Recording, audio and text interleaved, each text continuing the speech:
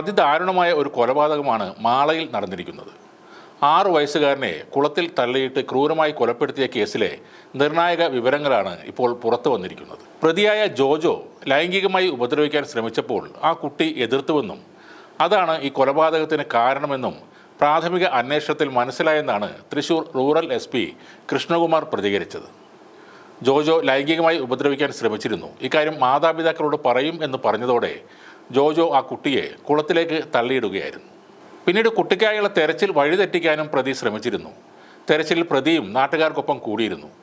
എന്നാൽ ചില നാട്ടുകാർക്ക് സംശയം തോന്നി. അവർ ഈ കാര്യം പോലീസിനോട് പറയുകയും ചെയ്തു. അതിന് പിന്നാലെ ജോജോയെ ചോദ്യം ചെയ്തപ്പോഴാണ് കൊലപാതകത്തിൻ്റെ വിവരം പുറത്തായത്. പ്രതി ജോജോ നേരത്തെ ക്രിമിനൽ കേസുകളിൽപ്പെട്ടയാളാണെന്നും പോലീസ് അറിയിച്ചിട്ടുണ്ട്. CCTV ദൃശ്യങ്ങൾ കേന്ദ്രീകരിച്ച് നടത്തിയ തെരച്ചിലാണ് നിർണായകമായി മാറിയത്. കുട്ടിയുടെ വീടിനടുത്തുള്ള കെട്ടിടത്തിലെ CCTVയിൽ കുട്ടി സ്ഥലത്തെ ഒരു യുവാവുമായി റോഡിൽ ഓടിക്കളിക്കുന്നതായുള്ള ദൃശ്യം കണ്ടിരുന്നു. ജോജോയെ കസ്റ്റഡിയിലെടുത്ത് ചോദ്യം ചെയ്തതോടെ ഇയാൾ കുറ്റം സമ്മതിക്കുകയായിരുന്നു.